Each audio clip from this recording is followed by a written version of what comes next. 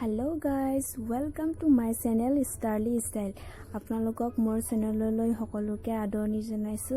আজি ভিডিঅ'টোত আপোনালোকৰ বাবে এটা ইন্টাৰেষ্টিং বস্তু লৈ আহিছো যেটো হয়তো আপোনালোকে বহুতে জানে বা নাজানিবও পাৰে। এই পৃথিৱীখনত কিমান ডাঙৰ ডাঙৰ ঘৰ আছে বুলি আপোনালোকে অনুমান কৰিব পাৰে।